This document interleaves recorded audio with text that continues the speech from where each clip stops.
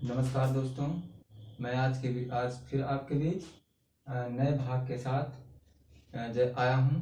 और जैसे कि कल मैंने भाग 7 में आपको लैंगिक जनन के बारे में बताया था और मैंने उसमें युग्मकों के प्रकार युग्मक के बारे में बताया था। लैंगिक जनन कितने प्रकार के होते हैं और उसमें मैंने बताया था युग्मक निर्माण और युग्मक स्थानांतरण के बारे में। तो चलिए उसके आगे मैंने आपको कहा था कि आगे बताएंगे कि युग्मकों के प्रकार युग्मक कितने प्रकार के होते हैं। ठीक है, तो चलिए इसके अंतर्गत हम आज पढ़ते हैं कि युग्मक कितने प्रकार के होते हैं। ठीक है, तो युग्मक जो होते हैं बच्चों क्या होते हैं? युग्मक युग्मक युग्मक मुख्यतः मुख्यतः 3 प्रकार के होते हैं। 3 प्रकार के होते हैं। ठीक है, मतलब आकार एवं परिमाण के आधार पर युग्मकों को हम कितने भागों में? 3 भागों में बांट दिए हैं। ठीक है, तो यहाँ कितने होते हैं? 3 प्रकार के होते हैं। चलिए, पहला क्या है? समयुग्मकी। समयुग्मकी, ठीक है, आइसोगैमस। ठीक है, और दूसरा क्या है? असमयुग्मकी। असमयुग्मकी, ठीक है, अनआइसोगैमस। ठीक है, और तीसरा क्या है? विषम युग्मकी। विषम युग्मकी, ठीक है, उगैमस। उगैमस, ठीक है। तो कितने प्रकार के युग्मक मुख्यतः आकार एवं परिमाण के आधार पर युग्मकों को हम मुख्यतः कितने? 3 भागों में डिवाइड किए हैं। कौन कौन से? समयुग्मकी और असमयुग्मकी और विषम युग्मकी।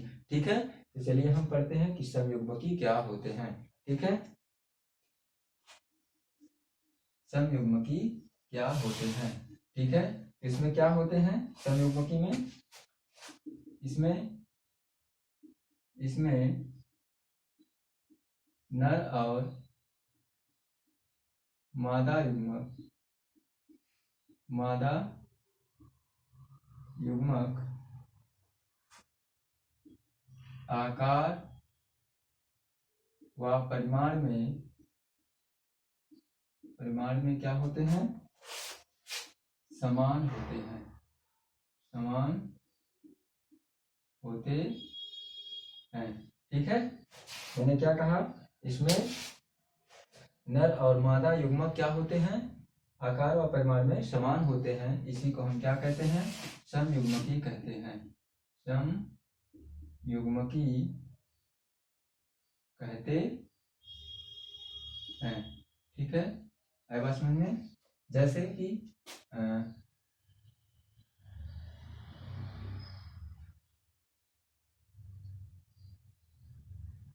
ठीक है,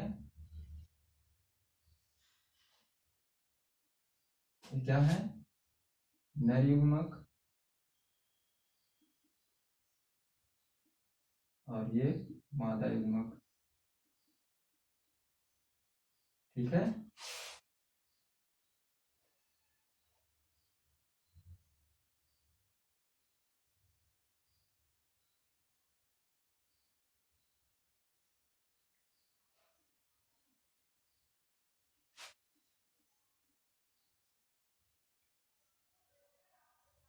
ठीक है, ये क्या है? युग्मक। ठीक है, जैसे जैसे क्लेमाइडोमोनास,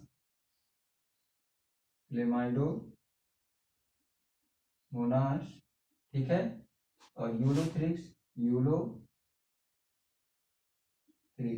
ठीक है, ये क्या होते हैं? कशावकीय होते हैं। क्या होते हैं? कशावकीय होते हैं। ठीक है, मतलब फ्लैजेला प्रेजेंस होता है। और उसमें जैसे स्पायरो गैरा, ये क्या होते हैं? अकशावकीय होते हैं। आकशावकीय होते हैं। ठीक है, तो ये कौन है? समयुग्मकी होते हैं। इसमें देखो समान युग्मक होते हैं। ठीक है, तो इसमें हम इसको क्या बोलते हैं? समयुग्मकी कहते हैं। जिसमें नर और मादा युग्मक दोनों क्या हो? समान हो, उसे हम आकार और परिमाण में उसे हम क्या कहते हैं? समयुग्मकी कहते हैं। ठीक है, देखो लेकिन इसमें क्लेमाइडोमोनास और उलेथ्रोस में कशावकीय फ्लैजेला प्रेजेंस होता है और स्पायरोगारा में क्या होते हैं? अकशावकीय होते हैं। ठीक है, चलिए आगे पढ़ते हैं कि असमयुग्मकी क्या होते हैं। ठीक है, असमयुग्मकी क्या होते हैं?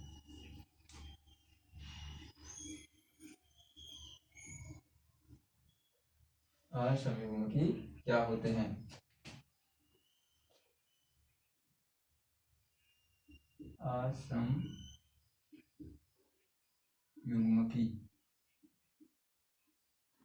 अनआइसोगैमस।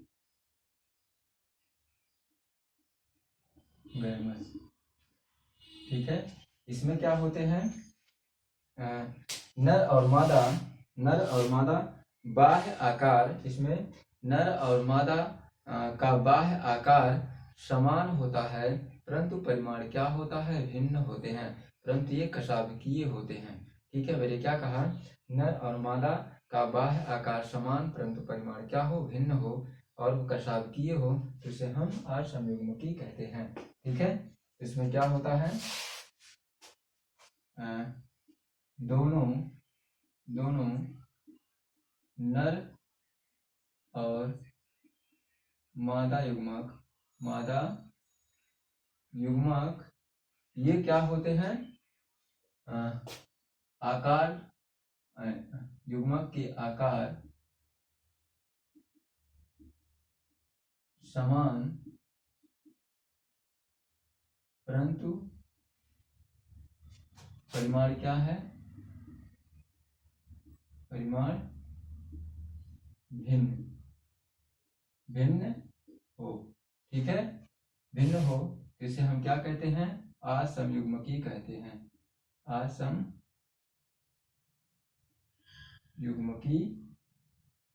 कहते हैं। जैसे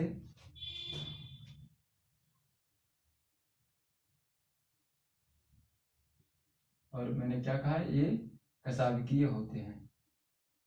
कशावकीय होते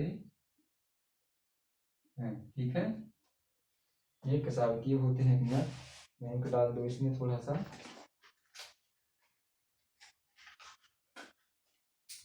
बट इसमें हम इनको डाल दें।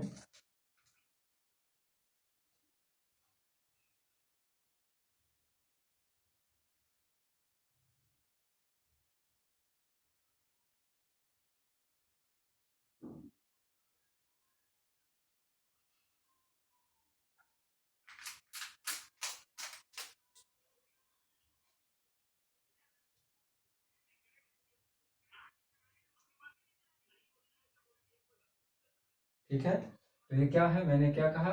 ये कशावकीय होते हैं। ठीक है, इस प्रकार से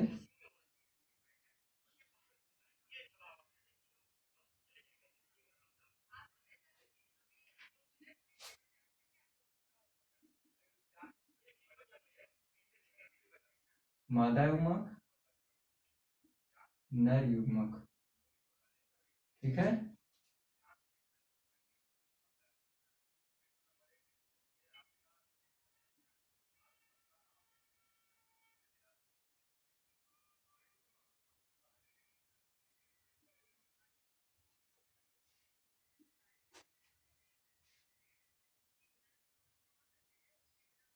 ठीक है, जाइगोट युग्मक निम्नज।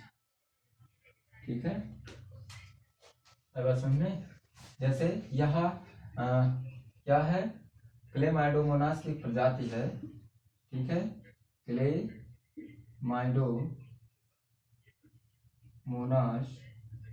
की एक प्रजाति है जिसको हम ब्राउनी बोलते हैं। ठीक है, ब्राउनी। ठीक है, यह क्लेमाइडोमोनास की एक प्रजाति है, ब्राउनी प्रजाति। ठीक है, जिसे हम क्लेमाइडोमोनास ब्राउनी कहते हैं। ठीक है। ये क्या है, यह उसका जो है एक प्रजाति है जिसको हम क्लेमाइडोमोनास कहते हैं। ठीक है, लेकिन यह क्लेमाइडोमोनास की एक प्रजाति है। कौन सी, क्लेमाइडोमोनास मोनास ब्राउनी। ठीक है, तो ये था आसम युग्मकी। ठीक है, तो चलिए हम इसके आगे पढ़ते हैं कि विषम युग्मकी क्या होते हैं। ठीक है, विषम युग्मकी क्या होते हैं, विषम युग्मकी क्या होते हैं।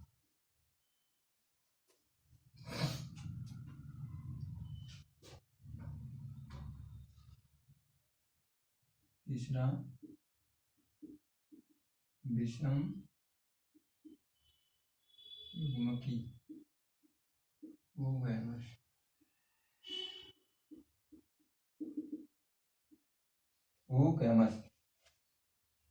ठीक है, इसमें नर और मादा ये दोनों क्या होते हैं, भिन्न होते हैं। ठीक है, विषम युग्मकी में क्या होते हैं, इसमें नर और मादा दोनों क्या होते हैं, भिन्न होते हैं। ठीक है, जैसे नर और मादा दोनों क्या हो, भिन्न होते हैं, भिन्न होते हैं। ठीक है, अब समझ में, इसे हम क्या कहते हैं, विषम युग्मकी कहते हैं। ठीक है, जैसे ये क्या है, मादा युग्मक है। क्या है, यह मादा युग्मक। ठीक है, क्या है, मादा युग्मक है।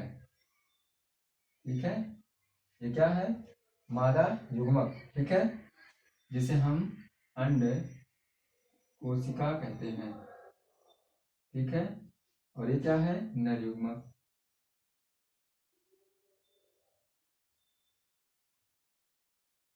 ठीक है, नर युग्मक। देखो इनमें क्या है, ये भिन्नता दोनों में पाई जा रही है, इसलिए हम इसको हम क्या कहते हैं, विषम युग्मक कहते हैं। ठीक है, जैसे मान लो कारा शैवाल, कारा शैवाल। ठीक है, और उसके बाद में उडोगोनियम, उडोगोनियम शैवाल। ठीक है, अब समझ में, तो ये था युग्मकों के प्रकार। ठीक है, युग्मक कितने प्रकार के होते हैं, मैंने कहा सम युग्मकी, असम युग्मकी और विषम युग्मकी। ठीक है, तो ये थे 3 युग्मक के बारे में। चलिए हम आगे पढ़ते हैं।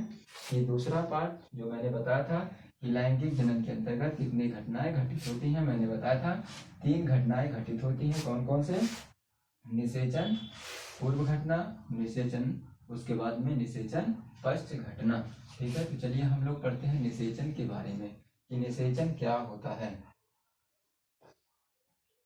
ठीक है, निषेचन, दूसरा निषेचन, फर्टिलाइजेशन, लाइजेशन। ठीक है, निषेचन फर्टिलाइजेशन, इसमें क्या होता है कि जब नर व मादा युग्मक आपस में मिल जाते हैं, संलयित हो जाते हैं, तो किसका निर्माण करते हैं, युग्मनज का निर्माण करते हैं। ठीक है, तो यही युग्मनज के निर्माण की ही क्रिया को ही हम निषेचन कहते हैं। ठीक है, इसमें क्या होते हैं, युग्मनज द्विगुणित युग्मनज का क्या करते हैं, निर्माण करते हैं। इसमें क्या होता है कि नर और मादा युग्मक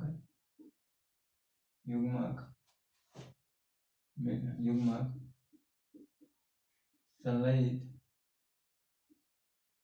होकर द्विगुणित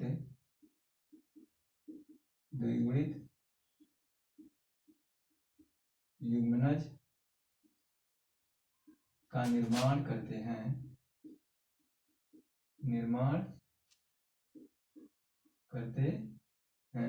इसी को हम क्या कहते हैं, निषेचन कहते हैं। ठीक है, क्या कहते हैं, निषेचन कहते हैं। ठीक है, लेकिन इसमें कुछ या ऐसे कुछ प्रक्रिया होती है, ऐसी कुछ प्रक्रिया ऐसे कुछ जीवों में होते हैं जो बिना निषेचन के ही मादा भाग से युग्मनज का निर्माण कर लेना ही क्या कहलाता है? अनुषेक फलन पार्थेनोजेनेसिस कहलाता है। ठीक है, पार्थेनोजेनेसिस कहलाते हैं, जिसको हम कहते हैं, इसमें मैंने क्या कहा, निषेचन फर्टिलाइजेशन, नर और मादा युग्मक संलयित होकर द्विगुणित युग्मनज का निर्माण करते हैं, इसी को हम निषेचन फर्टिलाइजेशन कहते हैं। ठीक है, लेकिन इसमें क्या होता है, इसमें कुछ ऐसे जीव होते हैं जो बिना निषेचन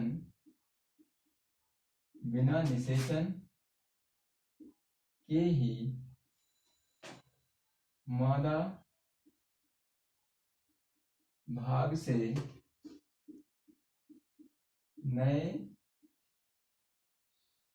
नए युग्मनज का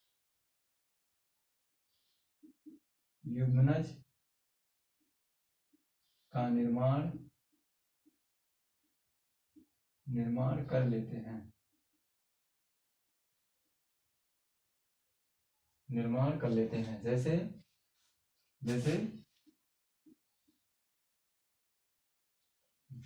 कुछ मधुमक्खी मादा मधुमक्खी और रोटीफर और छिपकली, कुछ छिपकली में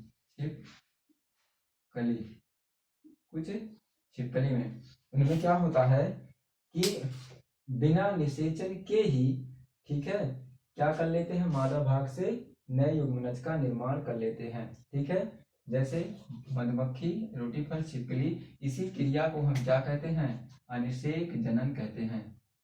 इसी क्रिया को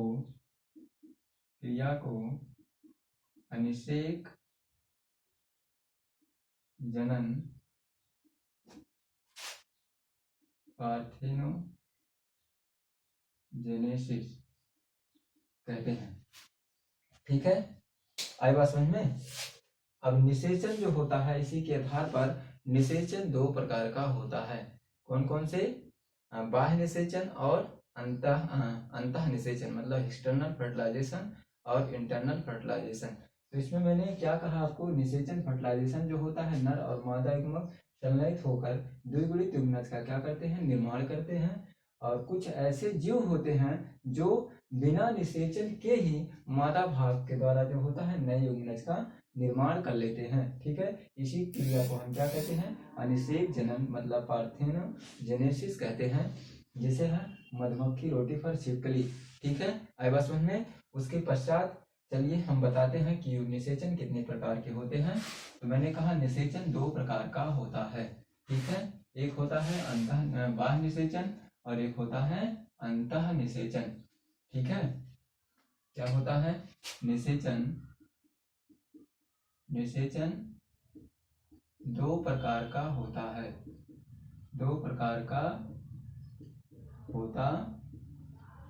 है, ठीक है, कौन कौन से? बाह्य निषेचन, ठीक है, एक्सटर्नल फर्टिलाइजेशन,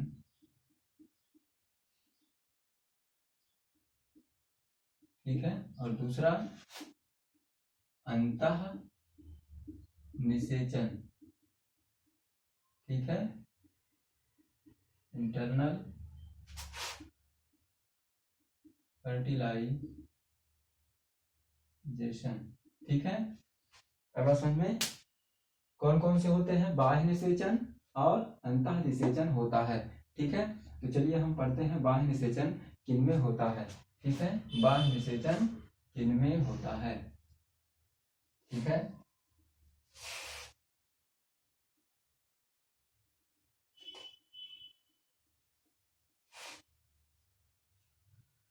ठीक है। तो इसमें क्या होता है बाह्य निषेचन में कि ऐसे प्राणी जिनके शरीर के बाहर निषेचन क्रिया पूर्ण होती है, ठीक है, उसे हम बाह्य निषेचन कहते हैं। जैसे कुछ शैवाल हो गए या उभयचर प्राणियों के अंतर्गत आते हैं, ठीक है, मछली भी हो गई, तो इसमें क्या होते हैं बाह्य निषेचन की क्रिया होती है, ठीक है। तो इसमें क्या लिखेंगे, जब प्राणी के शरीर के बाहर निषेचन क्रिया पूर्ण होती है,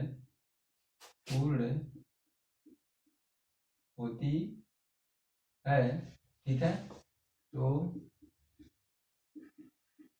तो उसे हम बाह्य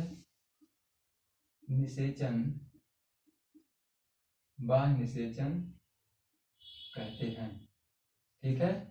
तो जैसे उभयचर प्राणी में, ठीक है, जैसे कुछ शैवाल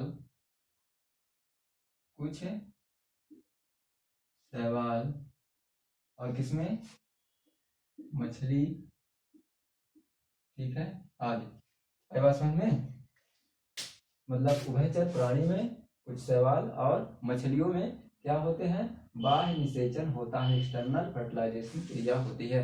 मतलब जब जीव शरीर के प्राणी के शरीर के बाहर जो है निषेचन क्रिया पूर्ण होती है तो उसे हम बाह्य निषेचन कहते हैं। जैसे उभयचर प्राणी कुछ शैवाल और मछली में होता है। तो चलिए आगे बताते हैं कि अंतः निषेचन क्या होता है, ठीक है, और किनमें होता है और किस प्रकार होता है। अंतः निषेचन, दूसरा है अंतः निषेचन, ठीक है, इंटरनल फर्टिलाइजेशन, ठीक है। इसमें क्या होता है अंतः निषेचन में, इंटरनल फर्टिलाइजेशन में जब जीव प्राणी मतलब जीव शरीर के अंदर फर्टिलाइजेशन क्रिया पूर्ण होती है तो उसे हम अंतः निषेचन कहते हैं। जैसे स्तनधारी प्राणियों में होता है, ठीक है। इसमें क्या होता है प्राणी के शरीर के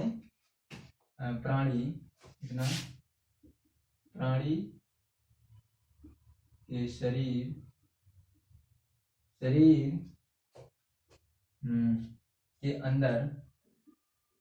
के अंदर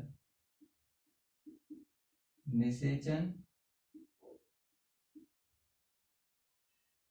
क्रिया पूर्ण होती है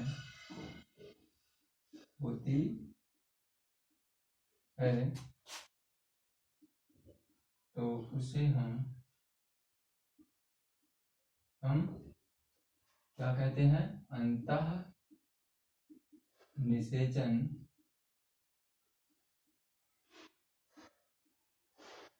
कहते हैं, ठीक है। क्या कहते हैं अंतः निषेचन कहते हैं, ठीक है। जैसे सरीसृप कुछ पक्षियों में और स्तनधारियों में होता है, ठीक है। सरीसृप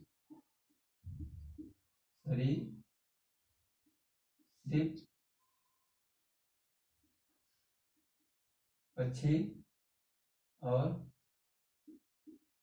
स्तनधारी में, ठीक है, ठीक है। जैसे मनुष्य,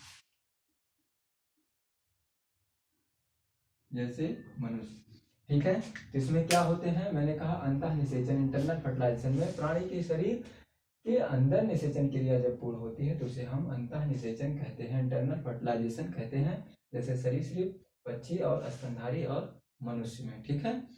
अब इसके बाद आता है आपका, ये था दूसरा वाला कि निषेचन क्या होता है। मैंने बताया था कि लैंगिक जनन के संबंध में 3 घटनाएं घटित होती हैं। मैंने बताया था कौन सा निषेचन पूर्व घटना, ठीक है।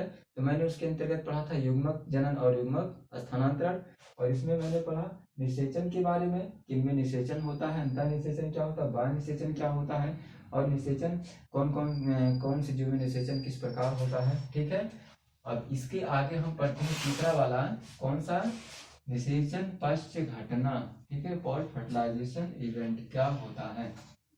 ठीक है, निषेचन पश्च घटना। तीसरा, निषेचन पश्च घटना, पोस्ट फर्टिलाइजेशन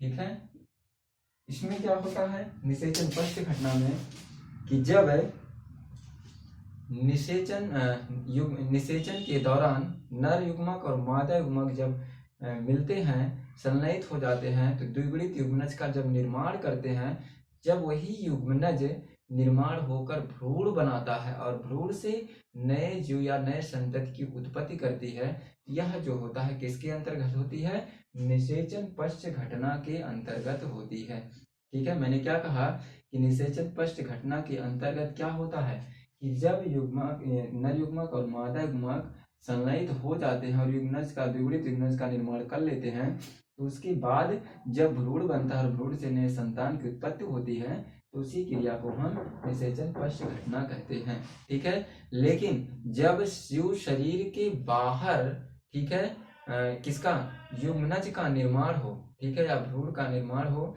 जीव की, तो उसे हम क्या कहते हैं, ओविपारस कहते हैं। और जब जीव शरीर के अंदर निर्माण हो तो हम उसे क्या बोलते हैं, विविपारस कहते हैं। ठीक है, तो इसमें क्या है, जब जब युग्मनज जब लिख लो,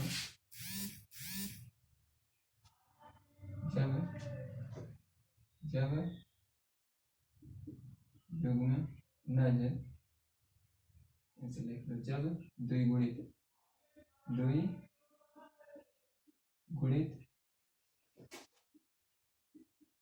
युग्मनज का निर्माण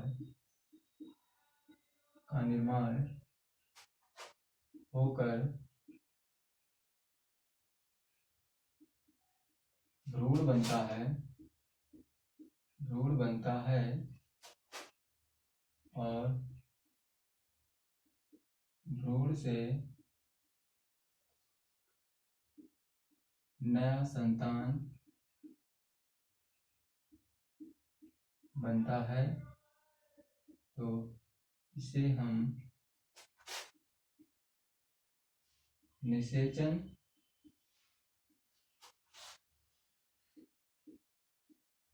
पश्च घटना कहते हैं।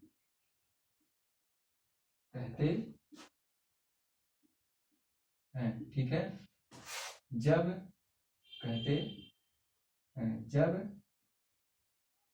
जीव शरीर के बाहर युग्मनज का निर्माण होता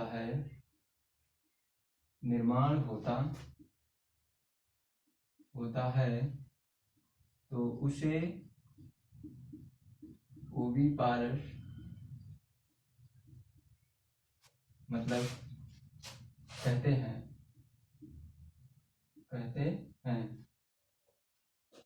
जिसे ओविपारस अंड प्रजक लिख लेना, अंड प्रजक कहते हैं। ठीक है, लेकिन जब जीव शरीर के अंदर युग्मनज का निर्माण होता है, तो उसे विविपारस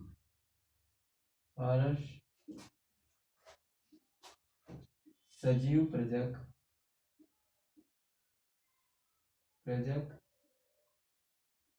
कहते हैं। ठीक है, तो ये था आपका किसमें, निषेचन पश्च घटना। ठीक है, तो मैंने आज आपको लैंगिक जनन से संबंधित जितनी घटनाएं थी उसके बारे में मैंने आपको बताया कि निषेचन पूर्व घटना में कौन कौन सी घटनाएं घटित होती हैं, उसके बाद में निषेचन में क्या होती है और निषेचन पश्च घटना क्या होता है। इसमें मैंने बताया जब द्विगुणित युग्मनज का निर्माण होकर भ्रूण बनाता है और भ्रूण से नया संतान बनता है तो इसे हम निषेचन पश्च घटना कहते हैं, उसके दौरान होता है। और जब सजीव शरीर के बाहर युग्मनज का निर्माण होता है तो उसे हम ओविपारस अंड प्रजक कहते हैं। और जब जीव शरीर के अंदर युग्मनज का निर्माण हो तो उसे हम विविपारस सजीव प्रजक कहते हैं। ठीक है, तो आज इतना ही, मिलते हैं अगले नए पार्ट के साथ। बाय बाय, टेक केयर, धन्यवाद।